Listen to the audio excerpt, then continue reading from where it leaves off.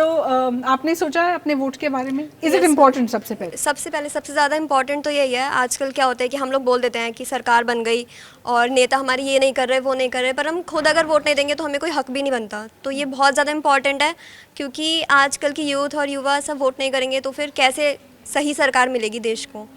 तो आपके हिसाब से एक सही सरकार की क्या क्वालिटीज़ होनी चाहिए?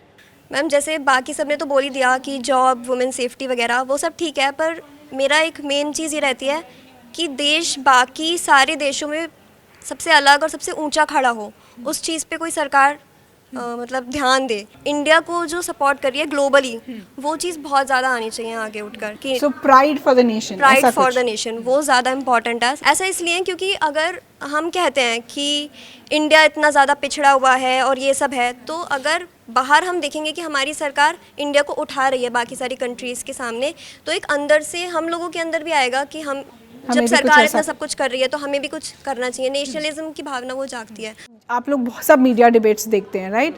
तो इस मीडिया डिबेट में हमेशा एक क्वेश्चन आता है, क्या राष्ट्रवाद सबसे बड़ा मुद्दा है इस इलेक्शन में? आपके हिसाब से है राष्ट्रवाद सबसे बड़ा मुद्दा इस इलेक्शन का? आपके पर्सपेक्टिव में, आपके पापा के पर्सपेक्टिव में नहीं, आपकी मम्मी के पर्सपेक्टिव में नहीं? राष्ट्रवाद से भी बहुत बड़े बड़े मुद्दे हैं। जैसे मेरी फ्रेंड ने बताया, वुमेन सेफ्टी भी सबसे ज़्यादा ज़रूरी होती है। सिर्फ यही नहीं होता कि 4 बड़े लोगों को इकट्ठा किया, एक प्रेस कॉन्फ्रेंस बुलाई, सब ने बैठकर अपने अपने टेबल को पीटना शुरू कर दिया कि बस जो मैं बोल रहा हूँ वही ठीक है। उसके बाद फिर लड़ाई हो गई। नॉर्मली हर डिबेट में यही होता है, उसके अलावा कुछ नहीं होता। स्टार्टिंग के पॉइंट्स होते हैं, सब लोग फिर टेबल पेटना शुरू कर देते हैं। कोई कहता है ये ठीक है, कोई ये कहता है ठीक है, लास्ट में पॉइंट आगे ये रुक जाता है कि राष्ट्रवाद सबसे बड़ा मुद्दा है। पॉइंट्स को हाईलाइट ही नहीं किया जाता कि कौन कौन से बड़े पॉइंट्स हम और भी ले सकते हैं। जैसे वुमेन सेफ्टी को बढ़ाना ले सकते हैं, एजुकेशन का लेवल बढ़ाना ले सकते हैं। तो आपके हिसाब से आप कह रहे हैं अगर वुमेन सेफ्टी, एजुकेशन की बात करें, वो भी राष्ट्रवाद से ही जुड़ी हैं? वो भी राष्ट्रवाद से ही जुड़ी हैं। वो भी इतने ही इम्पोर्टेंट और इतने ही बड़े मुद्दे हैं जिनको हाईलाइट करा जाना चाहिए, लेकिन हम उनको कर ही नहीं पाते हैं। कुछ लोग करते हैं तो उनको दबा दिया जाता है। पहले मतलब गर्ल्स के लिए इतना वो नहीं था, लेकिन अब है थोड़ी सी चीज़ें। नोएडा जैसे दिल्ली वगैरह जाते हैं तो वहाँ पे मैंने देखा है कि आप फ्रीली मतलब घूम सकते हैं थोड़ा सा, पहले ऐसा नहीं था। Ma'am I don't agree with this. Even हम 10-11 बजे भी निकलते हैं घर से तो बिल्कुल मतलब कोई पुलिस वाला तक नहीं दिखता किसी भी चौराहे पे, कि मीन्स किसी का कोई मिसहैप हो जाए तो उसकी रिपोर्टिंग हो सके इमीडिएटली। मतलब मैम, मतलब पुलिस होती है बट लेकिन वो लोग एक जगह खड़े रहते हैं, ये नहीं देखते कि कहाँ पर होना चाहिए कहाँ पर नहीं होना चाहिए। खाली जगह होती है बहुत सारी, वहाँ पर उन लोगों को होना चाहिए। आपने सुना होगा एक नेता ने आज़म खान ने कुछ रिमार्क्स दिए थे, उनको इलेक्शन कमीशन ने बोला है 72 घंटे के लिए कि आप किसी तरह का प्रचार नहीं कर सकते। अब ये सवाल मैं आपसे जानना चाहूँगी कि आपको लगता है कि ये एक ही नेता है कि आपने कि कोई भी ऐसी पॉलिटिकल पार्टी है जो ऐसे बयान नहीं देती है? इस टाइप की कोई सी पार्टी नहीं है, हर पार्टी में एक ना एक पॉलिटिशियन ऐसा है जो ऐसे बयान देते रहते हैं। नहीं, इन बयानों पे जैसा अभी इलेक्शन कमीशन ने लगाया 72 घंटे की इन्होंने पाबंदी करी, इससे भी और सख्त कार्रवाई होनी चाहिए। आप में से कितनों को नहीं पता कि आज़म खान ने क्या कहा था? कोई बात नहीं, उसमें क्या हुआ, किसी को भी नहीं पता। हाथ मुझे एक second, will you do a show off hands कि कितनों को नहीं पता कि क्या कहा उसने? मैंने एग्जैक्टली वो जो सबने सुना कि कुछ उल्टा सीधा बोला था, पर एग्जैक्टली वर्ड नहीं पता उसने क्या बोला था। आपके हिसाब से इसको अलाउ कर देना चाहिए थोड़ा बहुत? नो मैम, बिल्कुल नहीं। क्यों मैम? मतलब किसी को क्रिटिसाइज़ करना ये बहुत गलत चीज़ है। मतलब कुछ भी उल्टा सीधा बोलना ये सही नहीं है किसी के लिए। आप नॉर्मली किसी को बोल देते हो, वो चीज़ इतनी बड़ी हो जाती है, और आप एक पॉलिटिकल बेसिस पे बोल रहे हो तो वो चीज़ तो बहुत ही बड़ी है। कंट्री को हमेशा जो मिनिस्टर्स मिले या जो भी गवर्न कर रहे हैं नेशन को, वो हमेशा एजुकेटेड होने चाहिए और उन्हें करंट सिनेरियो का पता होना चाहिए। और ऐसे कुछ लोग जिन्हें मैं एस्पायर करता हूँ वो हैं नितिन गडकरी और अरुण जेटली, जिन्हें वाकई में पता है कि नीड क्या है। मैं एक इंटरव्यू देख रहा था, आपकी अदालत जो काफ़ी फेमस शो है, उस पर नितिन गडकरी बता रहे थे कि कैसे उन्होंने अपनी स्टेट के लिए रिन्यूएबल एनर्जी और प्लास्टिक रोड्स और काफ़ी सारे नए फीचर्स को इम्प्लीमेंट करने का सोचा है। तो वैसे ही नेताओं की इस देश को नीड है जो करंट सिनेरियो को समझ सकें और साथ में चल सकें, ना कि लालू प्रसाद जैसे कुछ पिछड़े हुए नेता जो अपनी सोच को बहुत पीछे रखते हैं और घोटालों के चक्कर में फंस के रह जाते हैं और यूथ के लिए और आगे नेशन के लिए कुछ नहीं कर पाते। कौन सा नेता होगा जो आपको इंस्पायर करता हो? Young, old? यंग का डेफिनेशन भी आजकल फ्लेक्सिबल है। नरेंद्र मोदी। नरेंद्र मोदी और Amit Shah. Amit Shah inspires you? Ma'am मुझे इंस्पायर क्यों करता है? मैम मुझे मैम अच्छा लगता है, शांत है और क्या कहते हैं जो जब ज़रूरी होता है तभी आके बोलता है। ये जैसे राहुल गांधी करता है ना प्रचार कि हाँ ये ऐसा हो रहा है ऐसा हो रहा है, जाके हर जगह नहीं करता है। जहाँ पे ज़रूरत होती है वहाँ पे उतना ही बोलता है, जितना जिस चीज़ के लिए जहाँ पे जितना ज़रूरत है उतना ही करता है, उसके अलावा फालतू नहीं करता वो। पर कि हर आपने जगह उससे पहले तो मोदी जी बोला, वो तो मैम हर वक्त मोदी ही- जी भी बेसिकली वो भी हर वक्त ही प्रचार करते हैं। मैम मोदी जी प्रचार करेंगे तभी तो मैम प्रधानमंत्री बनेंगे, तभी तो आएंगे। तो राहुल गांधी जब प्रचार करेंगे तो मैम राहुल गांधी तो मैम जब वो होता भी नहीं तब भी चला जाता है कि हाँ मैम आज इधर गांव में चला गया, आज उस गांव में चला गया, आज उस मंदिर पे बैठा है, तो मैम यही चलता है। मोदी जी अगर मतलब प्रचार करते हैं जैसे कि आपने बोला, तो वो काम भी करते हैं, उनका काम दिखता है। कितनी सारी स्कीम्स उन्होंने की हैं, देश के लिए इतना सब कुछ किया है। अभी हाल फिलहाल में अभिनंदन का था और सारी चीज़ें हैं, तो वो बाकी लीडर्स थोड़ा कम करते हैं पर कंपैरेटिवली। ये तो गवर्नमेंट है ना, उन्हीं को तो काम करना है, ऑपोजिशन थोड़ी काम कर सकती है। मैम ऑपोजिशन काम नहीं कर सकती है, बट वो उतना क्रिटिसाइज भी करती है। फिर अगर हम बीजेपी की बात देखें तो वो क्रिटिसाइज करने पे बिलीव नहीं रखते मोदी जी। डायरेक्ट मोदी जी इतना ज़्यादा नहीं बोलते जितना वो लोग बोलते हैं। अगर हम कंपेयर करें काम को और क्रिटिसिज्म को, तो वो रेशो कंपैरेटिवली बीजेपी में कम है। अगर जो पार्टी हमारी काम कर रही है, जो हमारी मेन पार्टी जैसे बीजेपी इस टाइम हमारी है सेंट्रल में, तो उसको अगर अपोनेंट सपोर्ट करेगी तो ज़्यादा ठीक रहेगा। जो कांग्रेस होती है, अगर बीजेपी सही काम भी कर रही होती है तो उसको वो सपोर्ट नहीं करती है।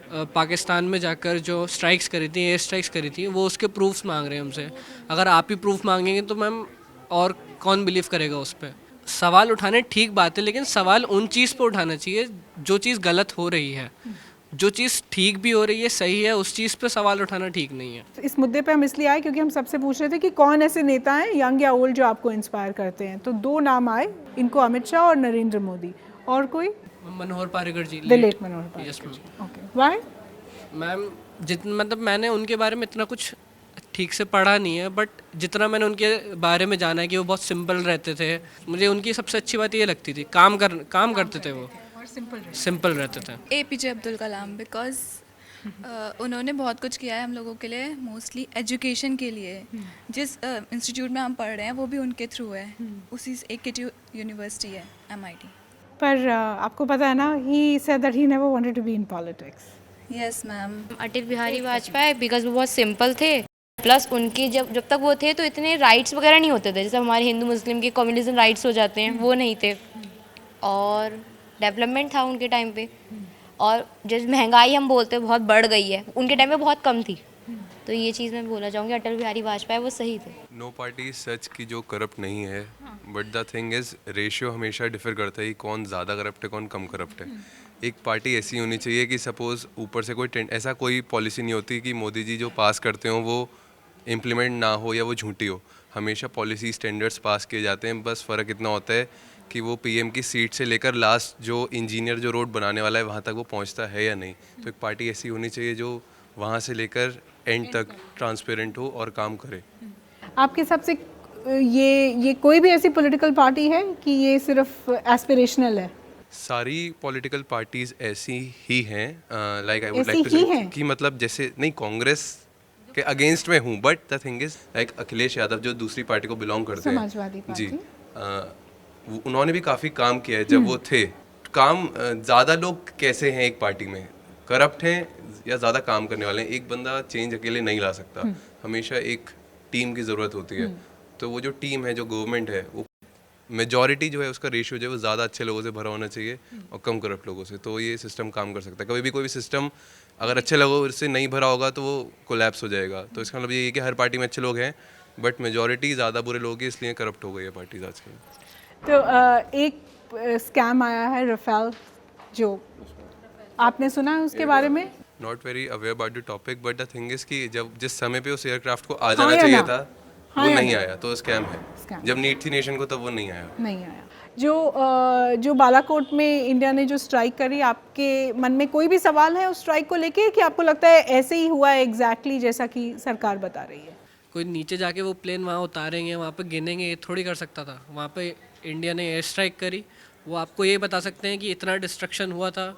उन्होंने सैटेलाइट फ़ोटोज़ भी हमें प्रोवाइड करी थी, जो सैटेलाइट फ़ोटोज़ थी उन्होंने हमें प्रोवाइड करी थी कि पहले ऐसा था, अब इतना डिस्ट्रक्शन हो चुका तो है। जो भी अभी तक प्रूफ पब्लिक डोमेन में है, आपके Yes, हिसाब ma'am, I'm से satisfied with that. You are satisfied with that? आपके मन में ये बालाकोट है जब आप लोग सोच रहे हैं वोट डालने की?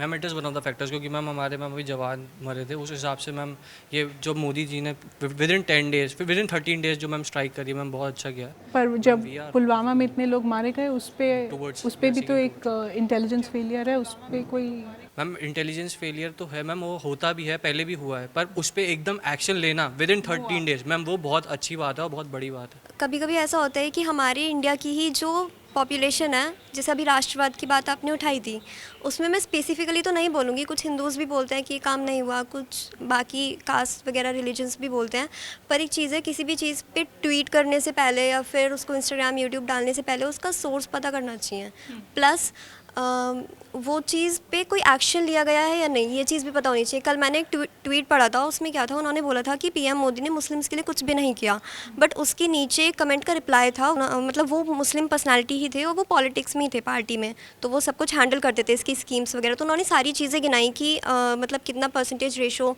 उनको स्कॉलरशिप्स वगैरह दी गई हैं और सेफ्टी पर भी चीज़ें हुई हैं।